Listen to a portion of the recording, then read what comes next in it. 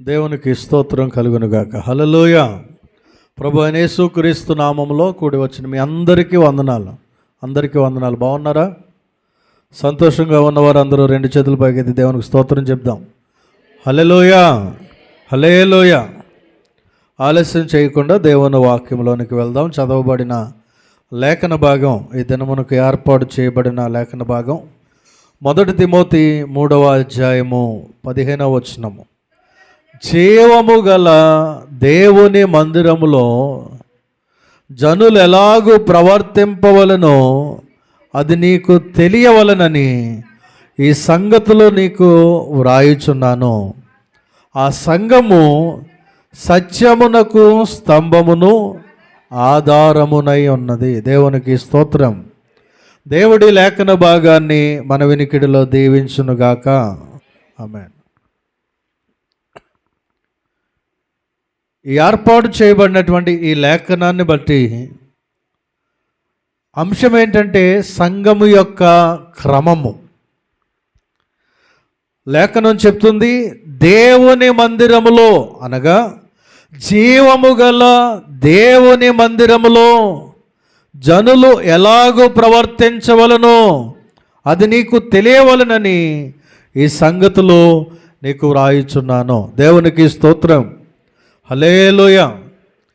మనం జాగ్రత్తగా ఆలోచన చేసినట్లయితే అక్కడ రాయబడినటువంటి మాటలో ఈ జీవము గల దేవుని మందిరానికి వచ్చేటువంటి జనులు అనగా విశ్వాసులు, దేవుని బిడ్డలు ఎలా ప్రవర్తించాలో అనే విషయాన్ని కూడా చాలా స్పష్టంగా పరిశుద్ధాత్ముడు జ్ఞాపకం చేస్తున్నాడు.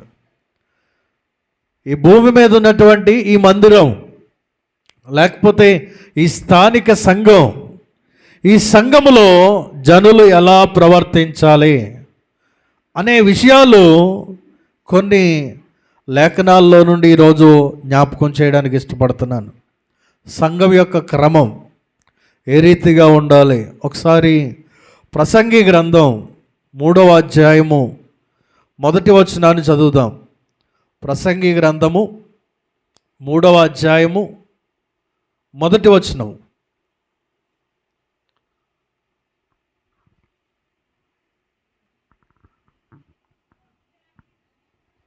ప్రతిదానికి సమయము కలదు, ఆకాశము కింద ప్రతి ప్రయత్నమునకు సమయము కలదు. దేవునికి స్తోత్రం. హల్లెలూయా. సంఘము యొక్క క్రమములో మొట్టమొదటి మాట జ్ఞాని అయిన సొలొమోను చెప్తున్నాడు, ప్రతిదానికి సమయం కలదు. జాగ్రత్తగా వినండి, జాగ్రత్తగా అర్థం చేసుకునే ప్రయత్నం చేయండి. ప్రతిదానికి సమయము కలదు అంటే భోజనం చేయడానికి ఒక సమయం, టిఫిన్ చేయడానికి ఒక సమయం, పడుకోవడానికి ఒక సమయం, డ్యూటీ చేయడానికి ఒక సమయం, అన్నింటికీ కూడా కొన్ని సమయాలు నిర్ణయించబడ్డాయి.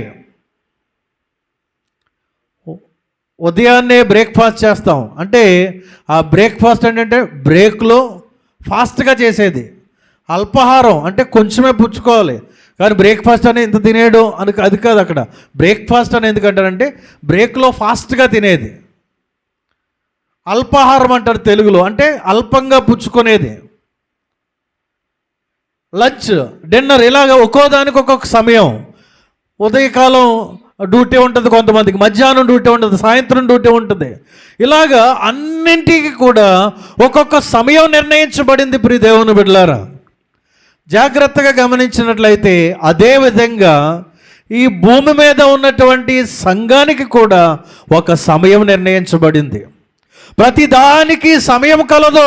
అక్కడ అన్నాడు ఏడవడానికో సమయం, నవ్వడానికో సమయం, ఇంకా కిందకు వచ్చేసరికి చాలా పెళ్ళగించడానికి, నాటడానికి అనేక సమయాలు ఉన్నాయని ఈ జ్ఞాని అయిన సొలొమోను ప్రసంగిలో చెప్తూ ప్రతిదానికి సమయం ఉంది.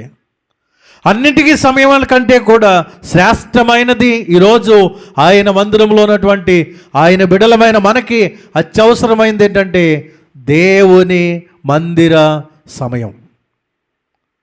దేవుని మందిరానికి కూడా ఒక సమయం ఉంది. 119 సంవత్సరాల ఈ సంఘానికి 10:30 గంటలకు ఆరాధన అనే ఒక సమయం ఉంది. పిల్లవాడు పుట్టిన తర్వాత కొన్ని విషయాలు పెద్దలు మనం నేర్పిస్తాం. ఎలా తినాలో, ఎలా చేతిని శుభ్రం చేసుకోవాలో, ఎలా మాట్లాడాలో, ఎవరిని ఎలా పిలవాలో, ఇవన్నీ నేర్పిస్తాం. వారు అన్నీ నేర్చుకోరు ఒకేసారి. కొన్ని రోజులు పడుతుంది, కొంతమంది కొన్ని నెలలు పడుతుంది, కొంతమంది కొన్ని సంవత్సరాలు పడుతుంది. అయినా కూడా పెద్దలమైన మనం ఏం చేస్తామంటే వారు నేర్చుకోవాలి, వారు ఎలా తినాలో నేర్చుకోవాలి, నీళ్ళు ఎలా తాగాలో నేర్చుకోవాలి, చేతిని ఎలా శుభ్రం చేసుకోవాలో నేర్చుకోవాలి, ఎవరితో ఎలా మాట్లాడాలో నేర్చుకోవాలి అనేటువంటి ఒక నిర్ణయంతో పదే పదే ప్రతిరోజు వారికి నేర్పిస్తాం. దేవునికి స్తోత్రం. దాని అర్థం ఏంటంటే ఏదో ఒక రోజున వాడు నేర్చుకొని స్వతహాగా తన భోజనాన్ని తను చేయాలి, తన చేతిని తను కడుక్కోవాలి, ఎవరితో ఎలా మాట్లాడాలో, పక్కన ఎవరు లేకపోయినా కూడా ఎవరితో ఎలా మాట్లాడాలో అనేటువంటి అనుభవ జ్ఞానంలోనికి రావాలి. అంటే మైండ్ మెచ్యూరిటీ రావాలి. అలా వచ్చేంత వరకు కూడా తల్లిదండ్రులు నేర్పిస్తూనే ఉంటారు. అదే క్రమంలో మందిర విషయంలో కూడా దేవుని సమయం, దేవుని సంఘములో జనులు ఎలాగ ప్రవర్తించాలో నేను మీకు తెలియజేస్తున్నాను అంటున్నాడు పౌలు గారు తిమోతికి. ఎలా ప్రవర్తించాలి, ప్రతిదానికి సమయం ఉంది. అలాగే దేవుని మందిరానికి కూడా సమయం ఉంది. దేవుని మందిరానికి సమయానికి రాకపోతే పరలోకపు ఆశీర్వాదాలు మనం కోల్పోతాం. కొన్నిసార్లు క్యారేజ్ ఆలస్యమై 9 గంటలకు వెళ్ళవలసిన స్కూల్కి 9:30కి తీసుకెళ్ళాను కూడా. తీసుకెళ్ళినప్పుడు ఆ రోజు సాయంత్రం వచ్చిన తర్వాత ఈరోజు స్కూల్కి వెళ్ళాను కానీ నాకు ఆబ్సెంటే పడ్డది.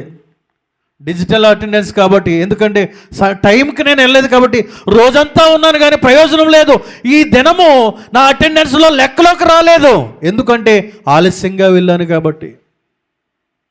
నొచ్చుకోవద్దు, కానీ దేవుని దీవెనలు ఆలస్యం అవడానికి, దేవుని దీవెనలు కోల్పోవడానికి, దేవునికి ఇవ్వవలసింది మనం ఇవ్వకపోవడం వలన దేవుని యొద్ద నుండి పొందుకోవలసినవి మనం పొందుకోలేకపోతున్నాం. గనుకనేమని చెప్తున్నాడంటే సంఘ క్రమంలో ప్రతిదానికి సమయం ఉంది, సంఘానికి కూడా సమయం ఉంది.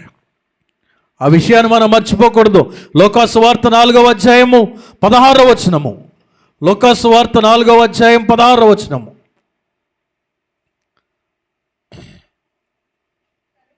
తరువాత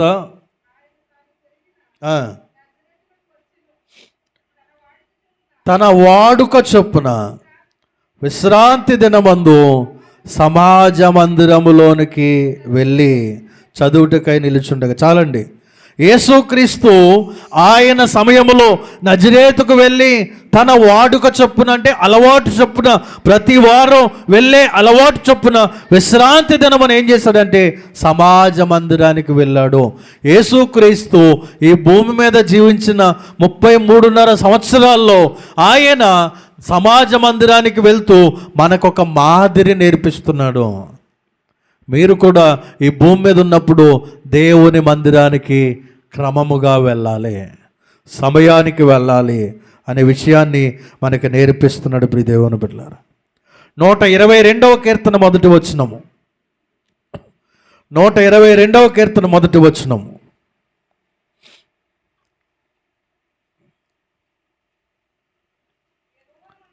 యెహోవా మందిరమునకు వెళ్ళుదమని జనులు నాతో అనినప్పుడు నేను సంతోషించితిని. హల్లెలూయా. ఎవరైనా అంటే ఇశ్రాయేలీల రాజు దావీదు గారు. ప్రజలంటారు దేవుని మందిరానికి వెళ్ళాలంటే నేను సంతోషిస్తున్నా, నేను కూడా వస్తాను. దేవుని మందిరానికి వెళ్ళడానికి సంతోషించాలి, ఆనందించాలి, ఆయన్ని ఆరాధించాలి అనే మనస్సుతో ఆయన సన్నిధికి పరుగెత్తుకు రావాలి. ఆలస్యం చేయడం వలన దేవుని ఆశీర్వాదాలు మనం కోల్పోతున్నాం ప్రియ దేవుని బిడ్డలారా. 84వ కీర్తన 2వ వచనంలో ఆ కీర్తనాకారుడికి ఉన్నటువంటి ఆ యొక్క ఆసక్తి, ఆ ఉజ్జీవం, ఆ మనస్సు ప్రతి క్రైస్తవుడు కూడా కలిగి ఉండాలి. 84వ కీర్తన 2వ వచనం. యెహోవా మందిరావరణములను చూడవలెనని నా ప్రాణము ఎంతో ఆశపడుచున్నది, అది సొమ్మసిల్లుచున్నది. జీవము గల దేవుని దర్శించుటకు నా హృదయమును నా శరీరమును ఆనందముతో కేకలు వేయుచున్నవి. దేవునికి స్తోత్రం. ప్రతి క్రైస్తవుడు కలిగి ఉండవలసిన మనస్సు, ప్రతి ఆదివారం దేవుని మందిరానికి వెళ్ళాలి, దేవుని మందిరంలో గడపాలి, దేవుని మాటలు వినాలి, దేవునిని స్తుతించాలి అనేటువంటి మనస్సు కలిగి ఉండాలి. అప్పుడే నువ్వు ఎప్పుడైతే ఆయన మందిరానికి వస్తావో, ఎప్పుడైతే ఆయన మాటలు వినడానికి ఆసక్తి చూపిస్తావో, ఎప్పుడైతే ఆయన్ను ఆరాధించడానికి నోరు తెరుస్తావో, పరమందున్నటువంటి ఆ గొప్ప దేవుడు, నా కుమార్తె నా కుమారుడు నా మందిరానికి ఎంతో ఆశతో వచ్చి నన్ను స్తుతిస్తూ నన్ను గణపరుస్తూ నా మాటలు ఎంతో శ్రద్ధగా వింటూ ఉన్నారు కనుక నేను వారిని దీవించాలి, వారిని ఆశీర్వదించాలి అని పరమనందున్నటువంటి దేవుడు మనలను ఆశీర్వదిస్తాడు. హల్లెలూయా, హల్లెలూయ. 4వ వచనంలో చూడండి, నీ మందిరమునందు నివసించువారు ధన్యులు. దేవునికి స్తోత్రం. ఆయన మందిరంలో ఉంటే గొప్ప ధన్యత, గొప్ప ఆశీర్వాదం. ప్రియ దేవుని బిడ్డలారా, దేవుని మందిరానికి వెళ్తే 2 గంటలు వేస్ట్ అయిపోద్ది అనేటువంటి లెక్కలో ఆలోచనలో నువ్వు ఉంటే కనుక దేవుడు కూడా నిన్ను ఏం చేయలేడు. కానీ ఆయన మందిరానికి వెళ్తే గొప్ప ఆశీర్వాదం ఉంది అని కనుక నువ్వు గుర్తించగలిగితే, ఆయన మందిరంలో సమృద్ధి అయిన మేలుల చేత దేవుడు నిన్ను నింపుతాడు. హల్లెలూయా. కనుక మొట్టమొదటి మాట, మందిరంలో క్రమం ఏంటంటే సమయానికి, దేవుని మందిరానికి ఒక సమయం ఉంది, ప్రతిదానికి ఒక సమయం ఉంది. నువ్వు డ్యూటీకి వెళ్ళడానికి ఒక సమయం, నువ్వు భోజనం చేయడానికి ఒక సమయం, నువ్వు పడుకోవడానికి ఒక సమయం, ఏ రీతిగా అయితే ఉన్నాయో దేవుని మందిరానికి వెళ్ళడానికి కూడా ఒక సమయం మనం నిర్ణయించుకున్నాము. ఆ సమయానికి దేవుని మందిరానికి మనం రావాలి. దేవునికి స్తోత్రం. హల్లెలూయ. 2వ మాట చూద్దాం. ఎఫెసీయులకు రాసిన పత్రిక 5వ అధ్యాయం 19వ వచనం. ఒకరినొకడు కీర్తనలతోనూ సంగీతములతోనూ ఆత్మ సంబంధమైన పాటలతోనూ మీ హృదయములలో ప్రభువుని గూర్చి పాడుచు కీర్తించుచు. దేవునికి స్తోత్రం. హల్లెలూయా. దేవుని మందిరంలో క్రమం, సమయానికి మందిరానికి రావాలి.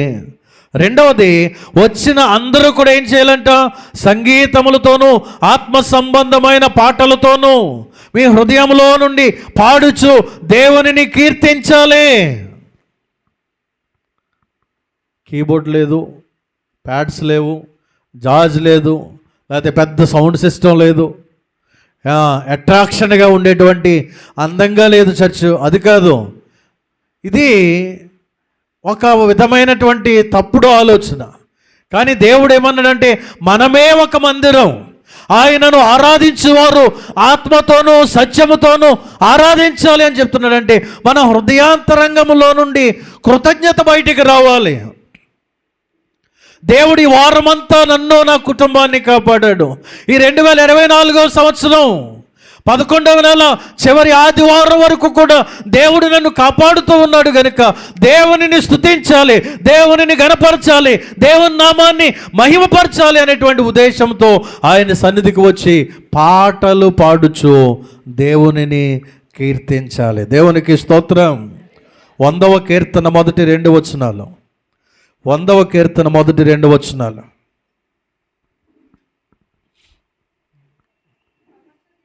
సమస్త దేశములారా యెహోవాకు ఉత్సాహధ్వని చేయుడి, సంతోషముతో యెహోవాను సేవించుడి, ఉత్సాహగానము చేయుచు ఆయన సన్నిధికి రండి. దేవునికి స్తోత్రం. సమయానికి ఆయన సన్నిధికి రావాలి. రెండవది, ఆయన సన్నిధికి వచ్చినటువంటి మనం పాటలు పాడుచు హృదయపూర్వకముగా దేవునిని గణపరచాలి. సమస్త దేశములారా యెహోవాకు ఉత్సాహధ్వని చేయుడి, కీర్తనలు పాడుచు ఆయన సన్నిధికి రండి. ఉత్సాహగానం పాడుచు, ఉత్సాహగానం చేయుచు ఆయన సన్నిధిలో ప్రవేశించండి. యెహోవాయే దేవుడని తెలుసుకొనుడి అని ఉంటుంది అక్కడ. ఇప్పుడు దేవుని బిడ్డలారా, ఆయన మందిరంకి వచ్చి మౌనంగా అలాగే ఉండిపోవడం కాదు, దేవుణ్ణి స్తుతించాలి, దేవుణ్ణి గణపరచాలి. నేను స్తుతిస్తే దేవుడు నాకు చేసిన మేలును బట్టి నేను స్తుతిస్తే దేవుడు నన్నే ఆశీర్వదిస్తాడు. నువ్వు స్తుతిస్తే దేవుడు నిన్నే ఆశీర్వదిస్తాడు. నువ్వు ఆరాధిస్తే దేవుడు నిన్నే ఆశీర్వదిస్తాడు. అలాగే మౌనంగా ఉండిపోతే దేవుని దీవెనలో మన మీదకి రావు. స్తుతి ఆరాధన పైకి వెళ్తూ ఉంటే, మన నోటు నుండి కీర్తనలు పాడుచు దేవునికి మహింపరుస్తూ ఈ స్తుతి ఆరాధన పైకి వెళ్తూ ఉంటే, ఆ పైకి వెళ్ళిన స్తుతి ఆరాధన దేవుని యొద్ద నుండి ఆశీర్వాదాలు మన మీదకి తీసుకొస్తుంది. ఎప్పుడైతే నోరు తెరిచి ఆయన్ని స్తుతించడం మొదలు పెడతామో ఆయన మనల్ని ఆశీర్వదించడం మొదలు పెడతాడు. ప్రియ దేవుని బిడ్డలారా, ఉత్సాహగానము చేయించు ఆయన సన్నిధికి రండి అంటున్నాడు కీర్తనగాడు. 47వ కీర్తన మొదటి వచనం, 47వ కీర్తన మొదటి వచనం, సర్వజనులారా చప్పట్లు కొట్టుడి, జయధ్వనులతో దేవుని గూర్చి ఆర్భాటము చేయుడి. దేవునికి స్తోత్రం, హల్లెలూయా. ఆయన సన్నిధికి వచ్చి సర్వజనులారా చప్పట్లు కొడుతూ దేవుణ్ణి స్తుతించాలి, చప్పట్లు కొడుతూ దేవుణ్ణి ఆరాధించాలి. ఈ మ్యూజిక్ సిస్టమ్ వచ్చిన తర్వాత మైక్ పట్టుకున్నాడే పాడతాడు.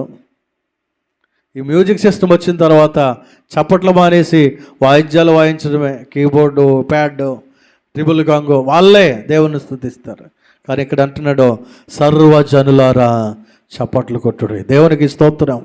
దేవుడు మన జీవితాల్లో, మన కుటుంబాల్లో చేస్తున్న మేలులను జ్ఞాపకం చేసుకుంటూ చప్పట్లు కొడుతూ దేవుని నామాన్ని మహింపరచాలి, ఉత్సాహధ్వని చేయొచ్చు. దేవుడు ఈ రోజు వరకు నన్ను కాపాడాడు, నా కుటుంబాన్ని కాపాడాడు, బలహీనతలో బలాన్ని ఇచ్చాడు, ప్రతికూల పరిస్థితుల్లో ఆదుకున్నాడు, ప్రమాదం నుండి తప్పించాడు అని దేవునికి బిగ్గరగా అరుస్తూ దేవుని నామాన్ని గణపరచాలి. ప్రియ దేవుని బిడ్డలారా, ఇది దేవుని మందిరంలో క్రమం. ఒకటి, సమయానికి మందిరానికి రావాలి. రెండవది, అందరూ కూడా హృదయపూర్వకముగా పాటలు పాడుచు చప్పట్లు కొడుతూ దేవుని నామాన్ని గణపరచాలి. ఇది రెండవ క్రమం. మూడవది, అపోస్తుల కార్యములో 17వ అధ్యాయం, అపోస్తుల కార్యములు 17వ అధ్యాయము 11వ వచనము.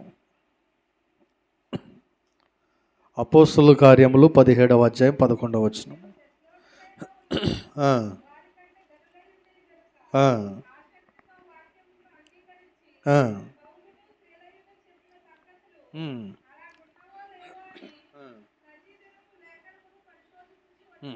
దేవునికి స్తోత్రం, హల్లెలూయా. మూడవ క్రమం ఏంటంటే దేవుని మందిరానికి సమయానికి రావాలి, దేవుని పాటలతో స్తుతించాలి. మూడవది, దేవుని వాక్యాన్ని శ్రద్ధగా వినాలి. ఎందుకు దేవుని మందిరానికి వస్తున్నావు అంటే దేవుని స్తుతించడానికి. ఎందుకు దేవుని మందిరానికి వస్తున్నావు అంటే దేవుని మాటలు వినడానికి, పక్కవారితో మాట్లాడుకోవడానికి కాదు, టైంపాస్ చేయడానికి కాదు. ఈ వారానికి సరిపడా నా ఆత్మీయ జీవితానికి దేవుడు ఏ విషయాలు తెలియపరుస్తున్నాడో, ఎలా ఉండాలని దేవుడు నాతో మాట్లాడుతూ ఉన్నాడో, ఎలా ఉండకూడదని దేవుడు నన్ను హెచ్చరిస్తున్నాడో, ఆయన మాటలు వినడానికి దేవుని మందిరానికి రావాలి. ఈ యొక్క బెరయా సంఘస్థులు తెస్సలోనికాలో ఉన్న వారి కంటే కూడా గనులుగా చెప్తున్నారు. ఎందుకంటే వాళ్ళు ఏం చేస్తారంట, ఆసక్తితో వాక్యాన్ని అంగీకరిస్తున్నారు. దేవుని వాక్యం చెప్పబడుతున్నప్పుడు, దేవుని వాక్యం అందించబడుతున్నప్పుడు, దేవుని వాక్యం ప్రకటించబడుతున్నప్పుడు శ్రద్ధగా దేవుని మాటలు వినాలి. శ్రద్ధగా దేవుని మాటలు వినాలి. ఆయన చెప్తున్న మాటలు బైబిల్లో ఉన్నవా లేవా అని వారు పరిశోధిస్తూ ఉన్నారంట, పరిశీలన చేస్తూ ఉన్నారు. ప్రియ దేవుని బిడ్డలారా,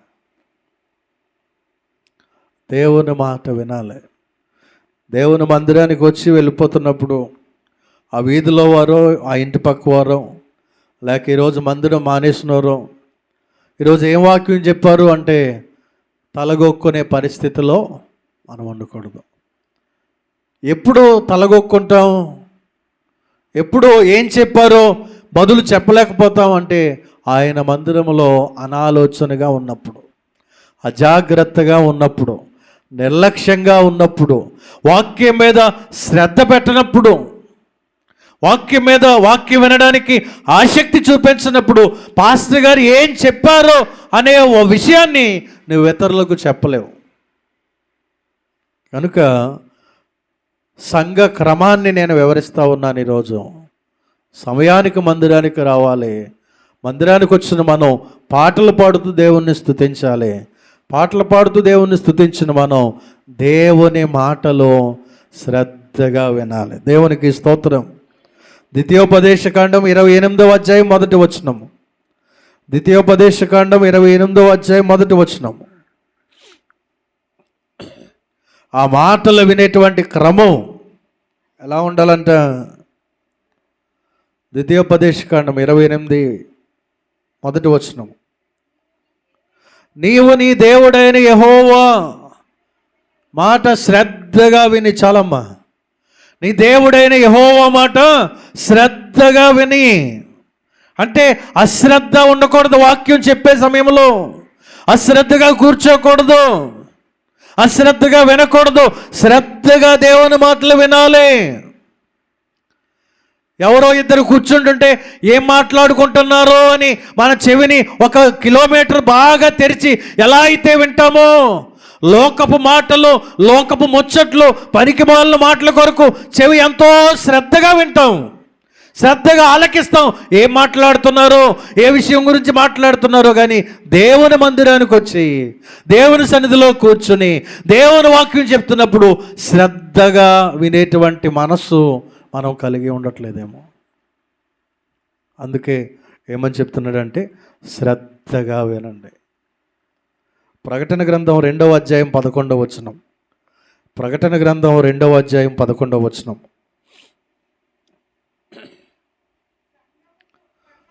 సంఘములతో ఆత్మ చెప్పుచున్న మాటలు చెవుగలవాడు వినుగాక. దేవునికి స్తోత్రం. ఇదేంటండి బైబిల్ ఎలా చెప్తుంది? ఆత్మ సంఘములతో చెప్తున్న మాట చెవి గలవాడు వినుగాక అంటున్నాడు. ఇక్కడ ఉన్న వాళ్ళందరికీ చెవులు కనబడుతున్నాయి కదా. మరి ఎవరికి చెవులు లేవు? ఆ రోజుల్లో ఆ బైబిల్ రాసే సమయంలో ఎవరికైనా చెవులు లేకుండా ఉన్నాయా అంటే అందరికీ చెవులు ఉన్నాయి. కానీ వినే చెవులు కొంతమందికే ఉన్నాయి. దేవునికి స్తోత్రం. దేవుని వాక్యాన్ని వినే చెవులు కొంతమందికే ఉన్నాయి. దేవుడు నాతో ఏం మాట్లాడుతూ ఉన్నాడో, ఏ విషయాలు మాట్లాడుతూ ఉన్నాడో, నా భక్తి జీవితానికి, ఆత్మీయ జీవితానికి, విశ్వాస జీవితానికి కావలసినటువంటి మాటలు ఏం మాట్లాడుతున్నాడో అని శ్రద్ధగా వినాలి. వినుటకు చెవులు గలవాడు వినుగాక. దేవునికి స్తోత్రం. వినగల చెవి మనం కలిగి ఉండాలి. తిమోతికి పౌలు గారు చెప్తూ, ఈ కడవరి దినాల్లో, అంచె దినాల్లో జనులు ఎలా ఉన్నారు అంటే దురద చెవులు గలవారై ఉన్నారు.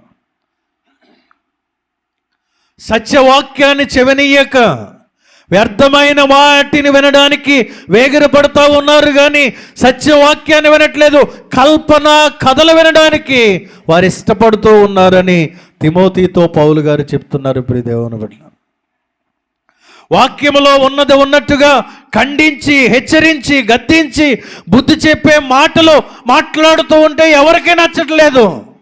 కానీ నువ్వేం చేసినా పర్వాలేదు, నువ్వు ఎలా ఉన్నా పర్వాలేదు, నువ్వు ఎప్పుడు వచ్చినా పర్వాలేదు, అప్పుడప్పుడు వచ్చినా పర్వాలేదు, నువ్వు ఇచ్చేది మాత్రం దేవునికి ఇస్తే చాలు అనేటువంటి పరిస్థితుల్లో ఉండేవారిని ప్రోత్సహించేవారు నేటి దినాల్లో ఎక్కువైపోయారు. ఇప్పుడు దేవుని బిడ్డ,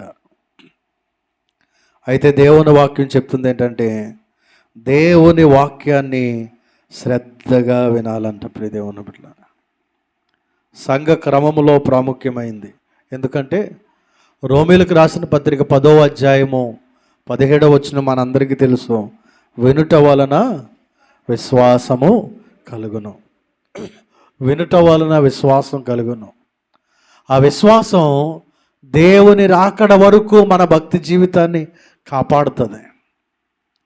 ప్రతి వారం ఎందుకు వాక్యాన్ని వినాలి అంటే ఆ వాక్యము చేత మనలో విశ్వాసాన్ని బలపరుచుకోవాలి, మనలో విశ్వాసాన్ని స్థిరపరచుకోవాలి, మనలో విశ్వాసాన్ని పెంచుకోవాలి. దేవుని రాకడ కొరకు మన జీవితాన్ని సరిచేసుకోవడానికి, విశ్వాసములో ఎదగడానికి దేవుని మాటలు మనం వినాలి. ప్రియ దేవుని బిడ్డలారా, హెబ్రీ 11వ అధ్యాయం 6వ వచనంలో విశ్వాసము లేకుండా దేవునికి ఇష్టలై ఉండుట అసాధ్యం. ఆ విశ్వాసం మనలో కలగజేసేది దేవుని వాక్యం. ఒక శ్రమల్లో ఉన్న వ్యక్తిని గురించి, యోబు గురించి నీకు దేవుడు మాట్లాడుతూ ఉంటే, ఒకవేళ నీకు అటువంటి కష్టాలు వచ్చినా యోబుని ఎలా అయితే కాపాడానో నిన్ను కూడా కాపాడుతాను అని నీ విశ్వాసాన్ని బలపరుచుకోవడానికి దేవుడు మాట్లాడతాడు. యేసేపు పాపం దగ్గర నుంచి పారిపోయాడు యవనస్తుడు. నీకు కూడా యవన కాలంలో శోధనలు ఎదురవుతాయి. యేసేపుని ఎలా అయితే తప్పించానో నిన్ను కూడా అలా తప్పిస్తాను నేను అని ఆ మాటల చేత మనం బలపరచబడ్డానికి బైబిల్ గ్రంథములో రాయబడిన దృష్టాంతములన్నీ, బైబిల్ గ్రంథంలో చెప్పబడిన ఉపమానములన్నీ దేని కొరకు అంటే మనము ఆత్మీయంగా ఎదగడానికి, విశ్వాసములో స్థిరపరచబడ్డానికి, దేవుని రాకడ కొరకు మనల్ని మనం సిద్ధపరచుకోవడానికి దేవుడు తన వాక్యము చేత మనతో మాట్లాడతాడు. దేవునికి స్తోత్రం, హల్లెలూయా. కనుక మందిరానికి వచ్చినప్పుడు సంఘములో క్రమాన్ని ఏంటంటే మూడవది దేవుని వాక్యాన్ని శ్రద్ధగా వినాలి. గత వారంలో నేను ఒక మాటను చెప్పాను, శ్రేష్టమైనవి అని చెప్తూ, బలులు అర్పించుట కంటే దేవుని మాట వినుట శ్రేష్టం. హల్లెలూయా. దేవుని మందిరానికి వచ్చాం, దేవుని స్తుతించాం, దేవుని కానుకేసేసాం, దేవునికి ఇచ్చేసాం అని వెళ్ళిపోతే ప్రయోజనం కాదు. ఆ కానుక కంటే కూడా శ్రేష్టమైంది ఏంటి? దేవుని మాట వినుట శ్రేష్టం. దేవునికి స్తోత్రం, హల్లెలూయా. ఆ మాట ఈ లోకమందు పరలోకమందు మనల్ని జీవించడానికి మనల్ని బలపరుస్తుంది. ఆ మాట మనల్ని ఆదరిస్తుంది, ఆ మాట మనల్ని ఓదారుస్తుంది.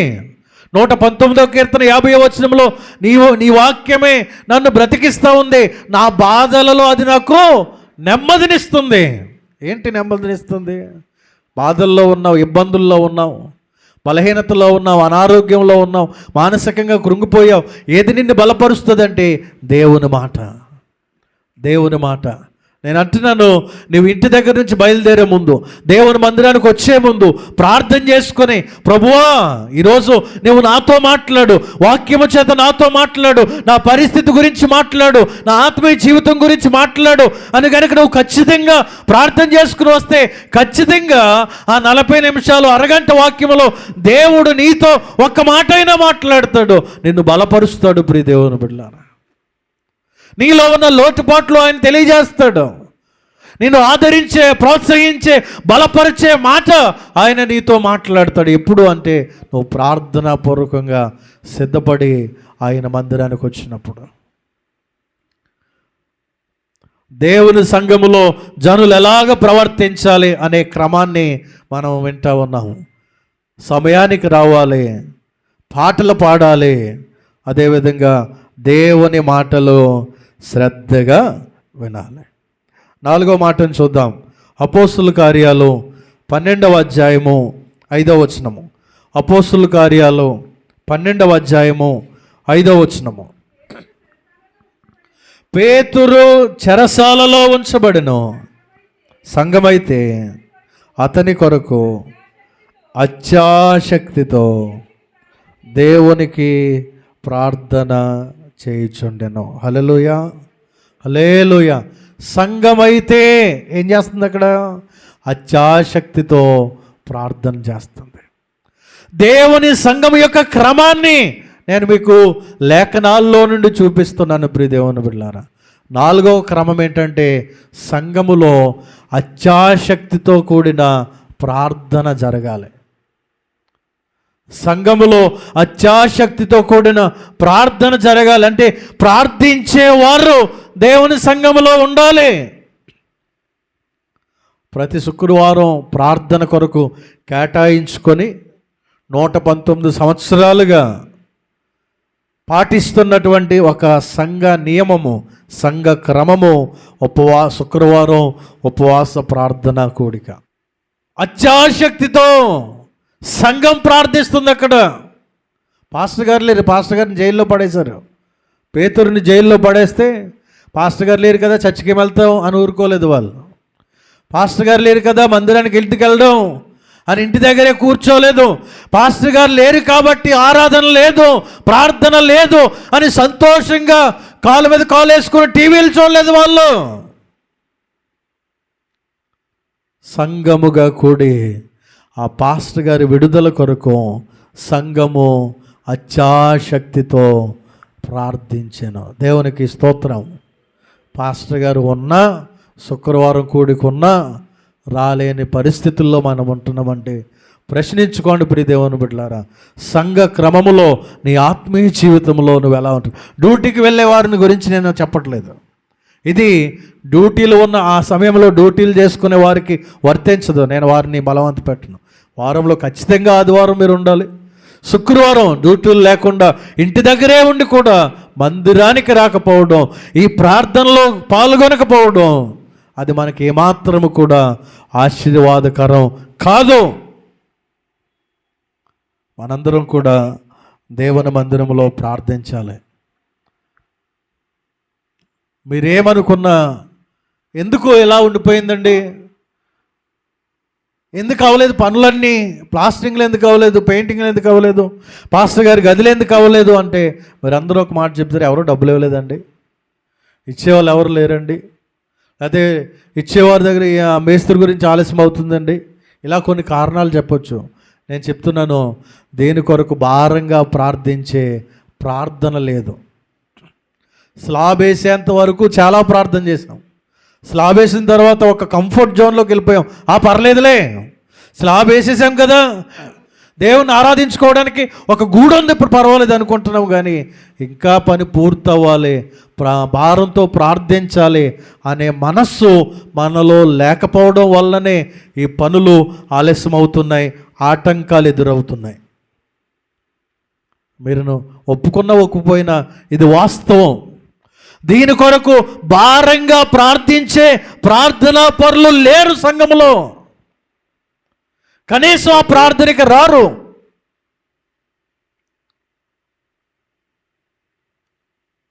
చదవబడిన లేఖనంలో దేవుని సంఘములో జనులు ఎలా ప్రవర్తించాలి? సంఘము కొరకు ప్రార్థించేవారిగా ఉండాలి, అత్యాశక్తితో ప్రార్థించేవారిగా ఉండాలి. సంఘములో అనారోగ్యంతో ఉన్న వారి కొరకు ప్రార్థించాలి, అప్పులతో బాధపడుతున్న వారి కొరకు ప్రార్థించాలి, ఇల్లులు కట్టుకునే వారి కొరకు ప్రార్థించాలి, లేకపోతే వివాహాలు కొరకు చేసుకోవాలనే వారి కొరకు ప్రార్థించాలి, చదువుకునే వారి కొరకు ప్రార్థించాలి, పిల్లలు పుట్టిన వారి కొరకు ప్రార్థించాలి, గర్భిణీలుగా ఉన్న వారి కొరకు ప్రార్థించాలి. వీటన్నిటితో పాటుగా మందిర క్షేమాభివృద్ధి కొరకు ప్రార్థించాలి. అలా ప్రార్థించాలి అంటే ప్రార్థించే సమయం దేవుని మందిరానికి రావాలి.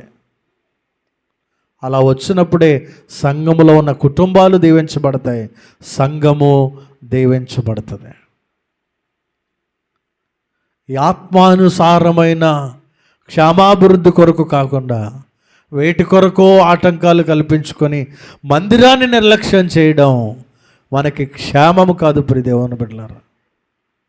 దేవుని మందిర క్రమం సమయానికి మందిరానికి రావాలి, పాటలు పాడుచు దేవుని స్తుతించాలి, దేవుని వాక్యాన్ని శ్రద్ధగా వినాలి, ఆసక్తితో దేవుని మందిరములో ప్రార్థించేవారిగా ఉండాలి.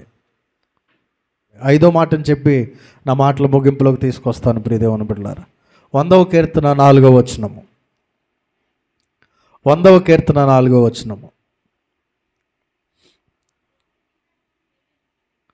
కృతజ్ఞతార్పణలు చెల్లించుచు ఆయన ఆవరణములో ప్రవేశించుడి. దేవునికి స్తోత్రం.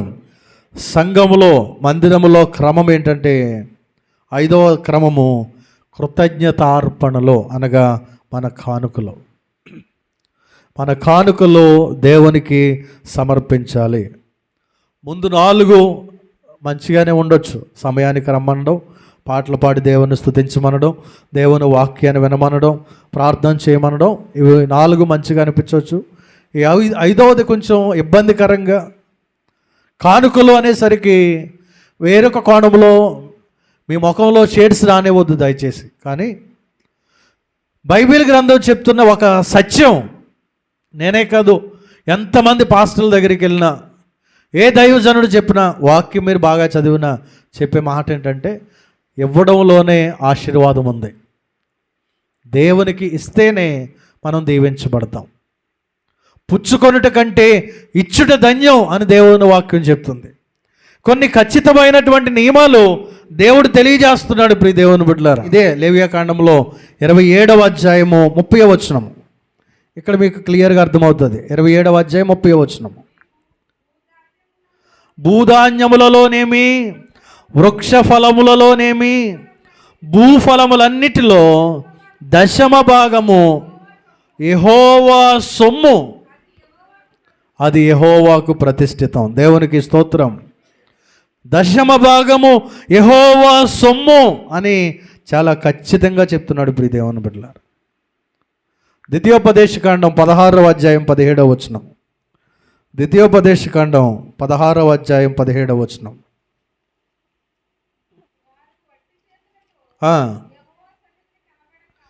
వట్టి చేతులతో యెహోవా సన్నిధిని కనబడకూడదు. నీ దేవుడైన యెహోవా నీకు అనుగ్రహించిన దీవెన చొప్పున ప్రతివాడును తన శక్తి కొలది ఇయ్యవలను. దేవునికి స్తోత్రం. ప్రతివాడు కూడా తన శక్తి కొలది దేవునికి ఇవ్వాలి. వట్టి చేతులతో దేవుని మందిరంలో కనబడకూడదు. 10వ భాగం యెహోవా సొత్తు అని ఖచ్చితంగా దేవుని వాక్యం తెలియచేస్తుంది ప్రియ దేవుని బిడ్డలారా.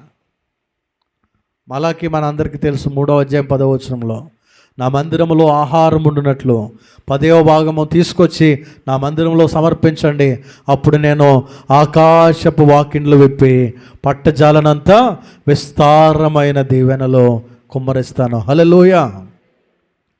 దేవునికి ఇవ్వాలి. ఇచ్చినప్పుడే మనం దీవించబడతాం ప్రియ దేవుని బిడ్డలారా. క్రమంగా ఎవరైతే 10వ భాగం ఇస్తూ ఉన్నారో వారిని అడగండి. వారికి ఆర్థిక ఇబ్బందులు లేకుండా ఆ పరిస్థితుల్లో నుండి దేవుడు ఆశ్చర్యకరమైన రీతిలో వారికి సహాయం చేస్తూ వారిని నడిపిస్తూ ఉంటాడు, బయటికి తీసుకొస్తూ ఉంటాడు. ఆర్థిక ఇబ్బందులు అంతగా వారికి రానియడు. కారణం ఏంటంటే దేవునికి ఇచ్చే విషయంలో వారు బిగబట్టడం లేదు గనక. సంఘ క్రమంలో 5వ మాట ఏంటంటే దేవునికి ఇవ్వాలి. అవి కృతజ్ఞత కానుకలైనా, వార కానుకలైనా, 10వ భాగాలైనా, నువ్వు వర్ధిల్లిన కొలది అయినా, అది ఏ కానుకైనా కావచ్చు. దేవుని మందిరంలో వట్టి చేతులతో నువ్వు కనబడకుండా నీవు ఆశీర్వదించబడిన కొలది, శక్తి కొలది దేవునికి ఇవ్వాలని దేవుని వాక్యము తెలియచేస్తుంది ప్రియ దేవుని బిడ్డలారా. నా మాటలు ముగింపులోకి తీసుకొస్తున్నాను. ప్రియ దైవ జనాంగమా, దేవుని సంగమా, దేవుని సంఘములో జనులు ఎలా ప్రవర్తించాలో అని చాలా సూటిగా 1 తిమోతి 3వ అధ్యాయము 15వ వచనం నుండి మాట్లాడుతున్నాడు. దేవుని సంఘములో జనులు ఎలా ప్రవర్తించాలి? మొట్టమొదటి మాట, సమయానికి మందిరానికి రావాలి. 2వది, మందిరానికి వచ్చిన వారు పాటలు పాడుచు దేవుణ్ణి స్తుతించాలి. 3వది, దేవుని వాక్యాన్ని శ్రద్ధగా వినాలి. 4వది, దేవుని సన్నిధిలో ఆసక్తితో ప్రార్థించాలి. 5వది, నీవు వర్ధిల్లిన కొలది దేవునికి ఇవ్వవలసింది, దేవునికి మొక్కుకున్నది దేవునికి ఇవ్వాలి. దేవునికి స్తోత్రం. ఒక క్రైస్తవుడిగా దేవుని బిడ్డగా ఈ పునాది సత్యాలు, ఫౌండేషన్ ట్రూత్స్ అంటారు. క్రిస్టియానిటీ ఫౌండేషన్ ట్రూత్స్, క్రైస్తవ్యంలో పునాది సత్యాలు ఈ 5 కూడా. సమయానికి మందిరానికి రావడం, పాటలు పాడి దేవుని స్తుతించడం, దేవుని మాటలు శ్రద్ధగా వినడం, దేవుని సన్నిధిలో ఆసక్తిగా ప్రార్థించడం, వర్ధిల్లుల కొలది దేవునికి ఇవ్వడం. ఈ 5 ప్రతి వారము మన హృదయంలో, మన జీవితంలో వాటి చొప్పున మనం నడుచుకునేలాగన, ఆ విధంగా మనం ప్రవర్తించులాగన మనందరం ప్రయత్నం చేద్దాం, ప్రయాసపడదాం. అట్టి కృప పరిశుద్ధాత్మ దేవుడు మనందరికీ అనుగ్రహించునుగాక.